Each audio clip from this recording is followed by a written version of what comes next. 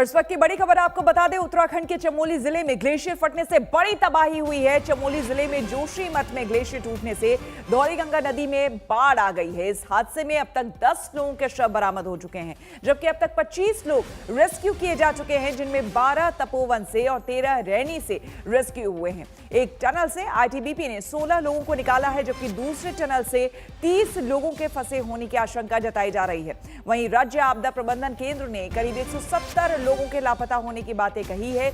ITBP, SDRF की संयुक्त टीमें रेस्क्यू ऑपरेशन में जुटी हुई है। हादसे के बाद सबसे पहले आज तक की टीम ग्राउंड जीरो पर पहुंची। हम सीधे आपको लिए चलते हैं तपोवन, जहां से हमारे संवाददाता गौरव सावंत हमारे साथ जुड़े हुए हैं। गौरव, फिलहाल हम जानना चाहेंगे, क्योंकि बताया ये जा रहा है कि अभी भी कई लोग हैं जिनके बारे में कोई जानकारी नहीं है। 7 बज चुके हैं, आपके पीछे हम देख रहे हैं उजाला बिल्कुल हो चुका है। क्या रेस्क्यू ऑपरेशन फिर से शुरू हुआ?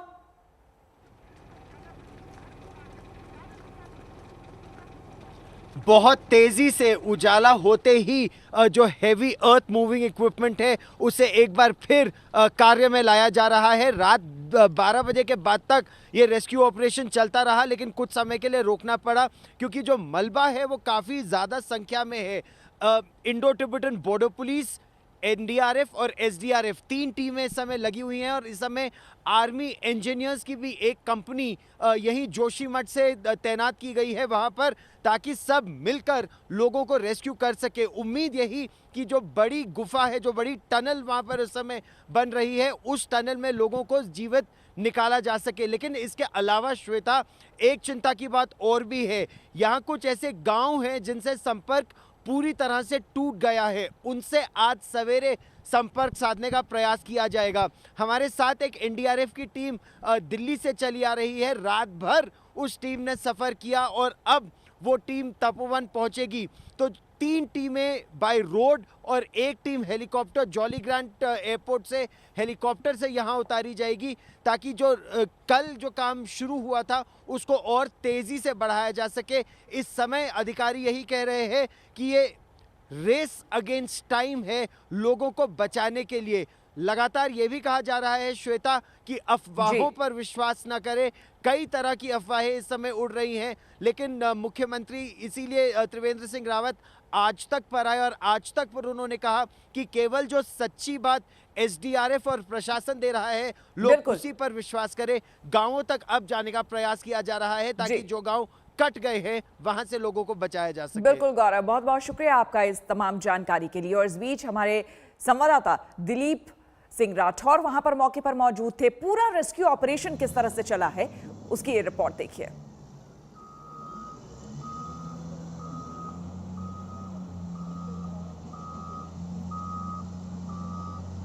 और उससे पहले आपको हम सुबह सुबह की तस्वीरें दिखा रहे हैं। देखिए, ये अभी अभी की ताज़ा तस्वीरें हैं, किस तरह से टनल में काम चल रहा है रेस्क्यू का। लगातार आपको हम तस्वीरें दिखा रहे हैं और वहां से ये देखिए, ये तो रात की तस्वीरें हैं, जबकि उससे पहले अभी आपको हम तस्वीरें दिखा रहे थे कि देखिए ये स्निफर डॉग्स यहाँ पर बुलाए गए हैं। और जिस तरह से हमारे संवाददाता बता रहे थे कि ये स्निफर डॉग्स एक्सपर्ट हैं, मलबे में भी सूंघ करके ये पता बता देंगे कि यहाँ पर लोग हैं या नहीं, यहाँ पर कोई शव है या नहीं, या कोई फंसा है या नहीं। इसलिए इनकी मदद यहाँ ली जा रही है।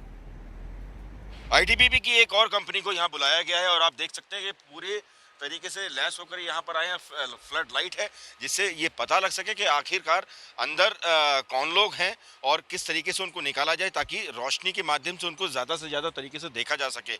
ये डॉग है जो जिंदगी किस हाल में है, क्योंकि देखिए इस समय जो हालात हैं वो ज़िंदगी और मौत से जूझने के हैं। जो अंदर लोग फंसे हैं वो किस हालात में मालूम नहीं, लेकिन ये डॉग जो है वो इसलिए लाया गया है ताकि सही मायने में हालात का जायजा मिल सके और कौन जीवित है इसके बारे में पता लग सके। ये पूरी टीम यहाँ मौजूद है।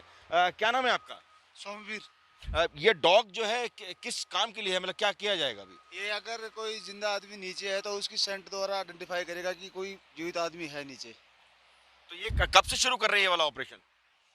ये सर हमारी जस्ट अभी सर कुछ देर बाद। और बहुत साफ तौर पे है कि आईटीबीपी ने भी मोर्चा संभाला हुआ है और गौरतलब है कि आईटीबीपी हमेशा ऐसे रेस्क्यू ऑपरेशंस के लिए हमेशा से तत्पर रहती है, चाहे वो एनडीआरएफ हो या एसडीआरएफ हो या फिर आईटीबीपी के जवान हो। हमेशा ऐसी कठिन परिस्थितियों में हमेशा आगे रहते हैं और आज फिर ये जवान आगे हैं लोगों को बचाने के लिए। कैमरामैन अनिल बडूनी के साथ दिलीप सिंह राठौड़, तपोवन, आज तक। और ऋषिकेश से हमारे साथ तनुश्री जुड़ रही हैं ज्यादा जानकारी के साथ। तनुश्री, जानना चाहेंगे इन इलाकों में जहां पर आप भी मौजूद हैं वहां पर भी हाई अलर्ट है। झील एक बन गई है तपोवन में इस ग्लेशियर के टूटने से, जिसके बाद बताया जा रहा है कि अगर कंट्रोल्ड वे में पानी नहीं नीचे आया तो एक बड़ा हादसा हो सकता है। क्या जानकारी? बिल्कुल श्वेता, इस वक्त हम आपको बता दें कि हम ऋषिकेश में मौजूद है और जो इस त्रासदी को सब बहुत कम डैमेज होने से बचाया गया है, वो एक सबसे अच्छी बात ये है श्वेता कि पानी का जो लेवल है, कल जो ग्लेशियर टूटने से जो फ्लडिंग हो गया था, जो पानी का लेवल है उसको बहुत ही जल्दी कंटेन कर लिया गया। अभी इस वक्त में मैं ऋषिकेश में मौजूद हूं जहां हाई अलर्ट पे पूरा एरिया को कर दिया है। पर अभी हम आपको बता दें कि ऋषिकेश में और हरिद्वार तक बिल्कुल भी कोई भी इम्पैक्ट इस जो कल ग्लेशियर ब्लास्ट हमने तपोवन में देखा है उसका कोई भी इम्पैक्ट ऋषिकेश या हरिद्वार तक नहीं आया। तो जो टीम्स थी, जो ग्राउंड पे आईटीबीपी की टीम्स कही है, एसडीआरएफ एनडीआरएफ की टीम कही है, तो उन्होंने जो पानी को जिस तरीके से स्टेट अथॉरिटीज ने पानी को कंटेन कर लिया है तो उससे त्रासदी का जो डैमेज है वो बहुत कम कर दिया गया है। अब पूरी रात सर्च ऑपरेशन और रेस्क्यू ऑपरेशंस चले हैं, उन्हीं को आज दिन में भी आगे बढ़ाया जाएगा। पर हम आपको बोल दें कि अभी के लिए ऋषिकेश और हरिद्वार में जो राफ्टिंग की एक्टिविटीज चलती थी उन पर पूरी तरीके से रोक लगाई गई है। अगले 24 घंटे तक कोई भी पानी से रिलेटेड जो भी स्पोर्ट्स एक्टिविटी होती थी उन पे रोक लगाई गई है और सभी को बोला गया है, सभी होटल्स जो है, सभी रेस्टोरेंट जो है, जो सीधा गंगा तट पे, गंगा किनारे पे जो कैंप्स लगे हुए हैं, उन सभी को बोला है हाई अलर्ट पे रहने के लिए और लोगों को बिल्कुल गंगा तट से रहने के लिए पीछे रहने के लिए बोला गया है। तो ऋषिकेश में अभी भी हाई अलर्ट मौजूद है। पर एक सबसे अच्छी बात यह है कि कोई कल जो हुआ है, जिस तरीके की त्रासदी हमने देखी है, उसका कोई इम्पैक्ट इन जगहों पे नहीं आया है क्योंकि पानी और ऋषिकेश में गंगा आरती देखने के लिए लोग दूर दूर से आते हैं। ऐसे में 2013 की याद आ रही है। बहुत बहुत शुक्रिया आपको, आपका तमाम जानकारी के लिए। लेकिन लोगों को अलर्ट रहना चाहिए, सचेत रहना चाहिए और अफवाहों पर बिल्कुल भी ध्यान ना दे, ये गुजारिश है आपसे। और अब हम आपको उत्तराखंड में तबाही की 10 तस्वीरें दिखाते हैं। इन 10 तस्वीरों में आप अंदाजा लगा सकते हैं कि उस वक्त, जिस वक्त ग्लेशियर टूटा, क्या उस वक्त मंजर रहा होगा। आसपास के लोग जो दूर से देख रहे थे, चीख रहे थे, चिल्ला रहे थे, जो प्रोजेक्ट में फंसे लोग थे, उन तक अपनी आवाज पहुंचाने की कोशिश कर रहे थे।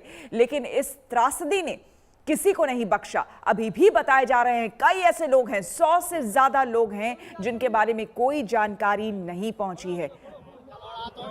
इस वक्त की बड़ी खबर आपको बता दें, उत्तराखंड के चमोली में कल ग्लेशियर फटने से मची तबाही के बाद रेस्क्यू ऑपरेशन जारी है। राहत कर्मियों के सामने सबसे बड़ी चुनौती इस वक्त तपोवन डैम के पास सुरंग को खोलने की है। टनल का रास्ता अंदर से बंद है, उसमें मलबा भरा हुआ है। आर्मी, आईटीबीपी और एसडीआरएफ का दस्ता जेसीबी की मदद से रेस्क्यू ऑपरेशन में लगा हुआ है। अब तक की जानकारी के मुताबिक 10 लोगों के शव निकाले जा चुके हैं, जबकि अब तक 25 लोग रेस्क्यू किए जा चुके हैं, जिसमें 12 तपोवन से और 13 रैनी से रेस्क्यू हुए हैं। एक टनल से आईटीबीपी ने 16 लोगों को निकाला है, जबकि दूसरे टनल से 30 लोगों के फंसे होने की आशंका जताई जा रही है। वहीं राज्य आपदा प्रबंधन केंद्र ने करीब 170 लोगों के लापता होने की बात कही है। मंजीत नेगी ग्राउंड जीरो से सीधे तपोवन से हमारे साथ जुड़ रहे हैं। हम चलते हैं सीधे मंजीत के पास। मंजीत, इस वक्त की तस्वीरें जानना चाहेंगे, देखना चाहेंगे। आपके पीछे रेस्क्यू ऑपरेशन जारी। देखिए श्वेता, इस वक्त यहाँ पर जो दूसरी टनल है तपोवन एनटीपीसी के प्रोजेक्ट की, जो दूसरी टनल, उसमें जो करीब आशंका है 50 से ज्यादा कर्मचारी फंसे हो सकते हैं, उनको निकालने की कोशिश हो रही है। और अब 12 घंटे से ज्यादा का वक्त हो गया है। यहाँ पर युद्ध स्तर पर आईटीबीपी, सेना, एनडीआरएफ, एसडीआरएफ, तमाम एजेंसियां भरसक युद्ध स्तर पर कोशिश कर सकती हैं। आप देखिए किस तरह से टनल, जो करीब 1 किलोमीटर लंबी टनल है, वहां पर अंदर तमाम मशीनरी के जरिए कोशिश की जा रही है, क्योंकि कई फीट तक मलबा है। है उस मलबे के ऊपर फट्टे बिछाकर आगे बढ़ने की कोशिश की जा रही है। एक मानव श्रृंखला बनाई जा रही है टनल के अंदर, क्योंकि काफी कई फीट तक यहाँ पर मलबा आ चुका है और उसके अंदर मलबे के ऊपर फट्टे रखकर आगे बढ़ रहे हैं। उसके साथ ही जो मेडिकल की टीम है वो स्ट्रेचर और तमाम दूसरे उपकरण लेकर, ऑक्सीजन लेकर भी अंदर जा रहे हैं, क्योंकि अब जो करीब 50 से ज्यादा कर्मचारी अंदर हैं उनको काफी वक्त हो गया है। कल दूसरी एक टनल को खोलने में सफलता मिली थी यहाँ पर आईटीबीपी को, एसडीआरएफ, इंडिया, तमाम एजेंसियों को, जिसमें 16 कर्मचारियों को बचाया गया था। लेकिन यहाँ पर ज्यादा बड़ी त्रासदी है, करीब 50 से ज्यादा कर्मचारी बताए जा रहे हैं और इस वक्त युद्ध स्तर पर कह सकते हैं कोशिश हो रही है तमाम एजेंसियों, सेना की तरफ से, एनडीआरएफ, एसडीआरएफ, सरकार की तरफ से, उत्तराखंड पुलिस, तमाम एजेंसियां कोशिश कर रही हैं कि जो 50 से ज्यादा कर्मचारी हैं उनको यहाँ पर सुरक्षित बचाया जा सके। और जिस तरह से कल एक ग्लेशियर फटने की वजह से पूरी यहाँ पर अलकनंदा जो घाटी है और यहाँ पर 2 पावर प्रोजेक्ट थे उस तपोवन के इलाके में, दोनों पूरी तरह से एक तरह से तबाह हुए हैं। लेकिन अभी बड़ी चुनौती इन 50 कर्मचारियों को बचाने की है। बिल्कुल, तस्वीरें सीधे हम दिखा रहे हैं आपको उस टनल की, जहां पर बताया जा रहा है कि अभी 50 से ज्यादा कर्मचारी हैं जिन्हें बचाना वहां पर है। मंजीत लगातार बने हुए हैं। मंजीत, हम देख रहे हैं बड़ा मुश्किल वहां पर हो रहा है क्योंकि मलबा पूरी तरह से भरा हुआ है और बताया यह जा रहा है कि जो टनल है वो दूसरी ओर से ब्लॉक्ड है, पूरी तरह से बंद है।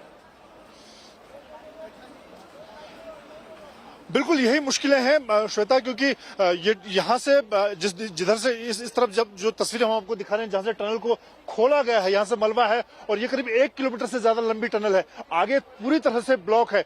और जो कर्मचारी हैं जो बताए जा रहे हैं 50 से ज्यादा, वो टनल के दूसरे छोर पर हैं। तो अभी काफी मशक्कत करनी होगी, युद्ध स्तर पर कोशिशें हो रही हैं टनल के दूसरे छोर पर पहुंचने की, जहां पर वो 50 से ज्यादा कर्मचारी हैं। और क्योंकि अब वक्त लगातार निकलता जा रहा है, कल सुबह 10-10:30 के आसपास जब यहाँ पर ग्लेशियर फटने से ये तबाही आई थी, ये बाढ़ आई थी, उसके बाद से यहाँ पर एक कर्मचारी फंसे हुए हैं। तो अंदाजा लगा सकता है कि काफी वक्त हो गया, पूरा एक दिन यहाँ पर निकल गया है। ऐसे में अब चुनौती ये है कि इनको सुरक्षित निकाला जाए। कल देर शाम यहाँ पर जो आईटीबीपी और तमाम दूसरी एजेंसियां, एसडीआरएफ के लोगों ने उन्होंने एक दूसरी टनल को खोलने में सफलता पाई थी, जिसमें 16 कर्मचारियों को सुरक्षित निकाला गया था। लेकिन अब बड़ी चुनौती इस टनल को खोलने की है और यहाँ पर हम आपको दिखा रहे हैं जिस तरह से तमाम एजेंसियां, एसडीआरएफ, एनडीआरएफ, आईटीबीपी, सेना के जवान पूरी मशक्कत कर रहे हैं जी। 4 से 5 फीट मलबे के ऊपर बिल्कुल। यहाँ पर और जो तस्वीरें आप मंजीत दिखा रहे हैं, जो तस्वीरें आप दिखा रहे हैं उसमें हम देख पा रहे हैं जो ये आईटीबीपी के जवान या फिर एनडीआरएफ के हैं, ये पैर रखना मुश्किल हो रहा है, मूव करना वहां पर मुश्किल हो रहा है। मलबा इतना ज्यादा है कि मूव करना मुश्किल हो रहा है। बिल्कुल देख सकते हैं बिल्कुल चुनौती बहुत ज्यादा है। और अभी आपको दिखा रहे हैं कि यहाँ पर जो एनडीआरएफ के डॉग स्क्वाड हैं वो भी अंदर जा रहे हैं, क्योंकि जो डॉग स्क्वाड है वो यहाँ पर अगर लोग जीवित हैं उनको उन तक पहुंचने की वो कोशिश करेंगे। और इसके अलावा मेडिकल के जो उपकरण हैं, उसके चाहे स्ट्रेचर हो, ऑक्सीजन सिलेंडर हो, तमाम चीजों को लेकर अंदर जाने की कोशिश हो रही है। लेकिन काफी मशक्कत श्वेता यहाँ पर करनी पड़ रही है, क्योंकि आगे जिस तरह से मलबा भरा हुआ है, एक एक कदम आगे बढ़ाना मुश्किल है। कई फीट तक मलबा है और उसमें कोशिश की जा रही है कि मैनुअल, चाहे यहाँ पर जो बड़े बड़े लकड़ी के फट्टे हैं उनको बिछाकर आगे बढ़ने की कोशिश की जा रही है, क्योंकि इससे पहले यहाँ पर जो डोजर है उसके जरिए कुछ मलबा निकाला गया। यहाँ पर जो ये जो टनल की शुरुआत होती है, यहाँ से मलबे को हटाया गया, कई फीट मलबा था उसको साफ किया गया और आगे रास्ता बनाया जा रहा है। इसी तरह से जो यहाँ पर डोजर और दूसरी मशीनें हैं उनकी भी मदद ली जा रही है। लेकिन अंदर तक पहुंचने के लिए इन जवानों को, तमाम जवानों को ही मशक्कत करनी होगी। उनको वो कोशिश कर रहे हैं कि वहां तक पहुंचा जाए, क्योंकि काफी लंबी ये टनल है, 1 किलोमीटर से लंबी बताई जा रही है। और मुश्किल ये है कि दूसरी तरफ टनल पूरी तरह से बंद है। कल करीब कह सकते हैं कि 12 घंटे की मशक्कत के बाद यहां तक खोलने में सफलता मिली है। अभी मुश्किल से कह सकते हैं कि आधा किलोमीटर के आसपास ये टनल से भी कम खुली है और आगे अब बढ़ने की कोशिश हो। जिस तरह की तस्वीरों में देख सकते हैं, बड़ी संख्या में, भारी संख्या में यहाँ पर तमाम एजेंसियां, और मैं दिखाना चाहूंगा कितनी ये हमारे पीछे लगातार जो जवान हैं सेना के, वो आगे टनल की तरफ बढ़ रहे हैं। बड़ी संख्या है, कह सकते हैं कि 500 से ज्यादा इस वक्त यहाँ पर तमाम एजेंसियों के लोग हैं, लगातार वो आगे बढ़ रहे हैं। और चाहे जो मलबा निकालने के उपकरण हों, उसके अलावा मेडिकल के हों, सभी चीजों के साथ आगे बढ़ने की कोशिश की जा रही है। कोशिश यही है कि इस कार्रवाई के जरिए जो 50 से ज्यादा कर्मचारी हैं जिनको बचाने के इस वक्त भरसक प्रयास यहाँ पर हो रहे हैं।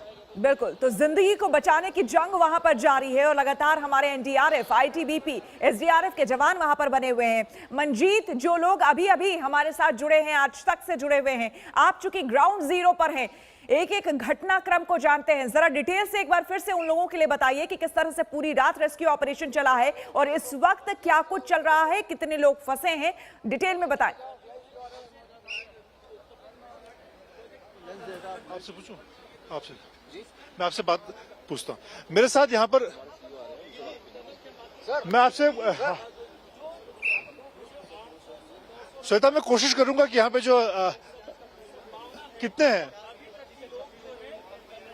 अच्छा ठीक है, वो हाँ ठीक है।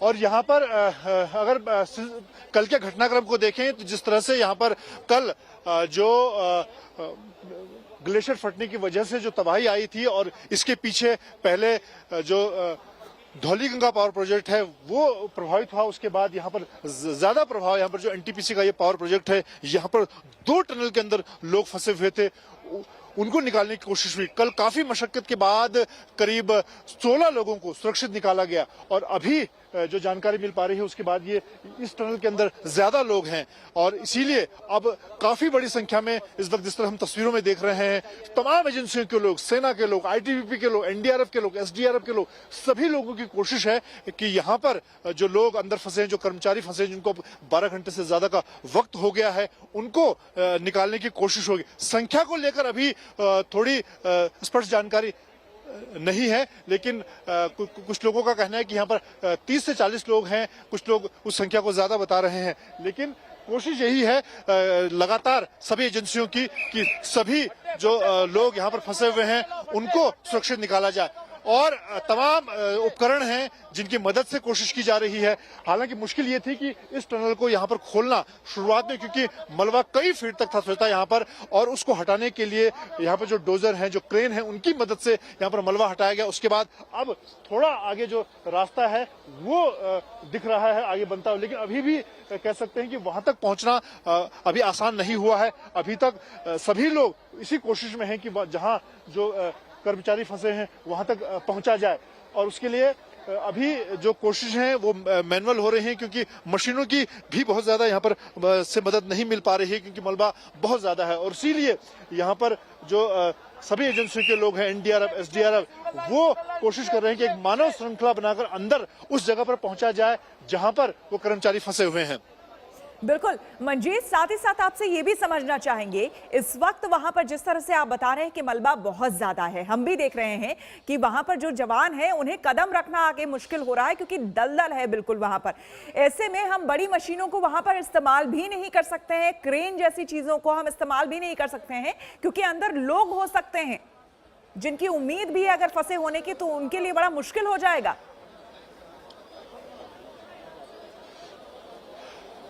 यही इसी तरह की तमाम चुनौतियां हैं श्वेता, और इसीलिए आप देख सकते हैं तस्वीरों में कि जो मैनुअल के जरिए, यानी कि आदमी के जो लोग यहाँ पर मौजूद हैं, जो रेस्क्यू के लोग हैं, वो कोशिश कर रहे हैं कि लकड़ी के फट्टे, उसके अलावा दूसरे चीजों की मदद से आगे बढ़ाया जाए। और इसीलिए जो लकड़ी के फट्टे हैं उनको बिछाकर एक रास्ता बनाने की कोशिश की जा रही है। उस रास्ते के जरिए एक मानव श्रृंखला बनाकर उस जगह पर पहुंचने की कोशिश हो रही है। युद्ध स्तर पर ये प्रयास हो रहे हैं कि वहां तक पहुंचा जाए, क्योंकि आगे जो क्रेन है, जो बड़ी मशीनें हैं, उनका टनल के अंदर जाना मुश्किल है, और क्योंकि मलबा इतना बहुत कई फीट तक का मलबा है, उसमें मशीनें भी आगे नहीं बढ़ पा रही हैं। इसीलिए अब किसी तरह से हर तरह के प्रयास हो रहे हैं, चाहे लोग अंदर वहां पर किसी तरह से पहुंच पाएं, और इसके अलावा जो मेडिकल की सुविधाएं हैं, उसके लिए ऑक्सीजन है, उसके लिए स्ट्रेचर है, वो भी अंदर पहुंचाया जा रहा है। इससे पहले जो एनडीआरएफ के लोग हैं वो डॉग स्क्वाड को लेकर भी अंदर पहुंचे हैं, जिसके जरिए पता किया जा सके कि जो लोग अंदर फंसे हैं वो किस हालात में कहां पर मौजूद हैं। बिल्कुल, बहुत बहुत शुक्रिया आपका मंजीत, तमाम जानकारी हमें देने के लिए। आगे भी आपसे हम जानकारी लेंगे। और अब आपको हम उन लोगों की जुबानी उस वक्त की कहानी सुनाते हैं जिस वक्त ये आपदा, ये त्रासदी आई। सुनिए। तो किसी को कोई पता नहीं होता कब फट जाता है। सिंपली ऐसा हुआ कि ऊपर से जब बहुत भारी साउंड हमको लगा तो गांव वालों ने ऊपर से सीटियाँ तो हमने देखा कि ऊपर से पत्थर बहुत ऊपर तक जा रहा है मलबा। तो मैंने सभी को बोला कि भागो भागो भागो, सभी चिल्लाने लगे। तो इतने में विद इन 10 सेकंड ये काम हो गया सर। 10 सेकंड में इतना मलबा, 40-40 मीटर आप देख रहे हो, चारों साइड आप कैमरा भी घुमा लीजिए, देखो कितना मलबा आया होगा। तो सर यही है, बाकी तो अब मैं कुछ बोल नहीं सकता। नमस्कार, मैं हूं अंजना ओम कश्यप। हमें उम्मीद है ये वीडियो आपको पसंद आया होगा। लेटेस्ट खबरों के लिए यूं ही देखते रहिए आज तक, और इस वीडियो के पसंद आने पर लाइक, शेयर एंड सब्सक्राइब करना ना भूलें।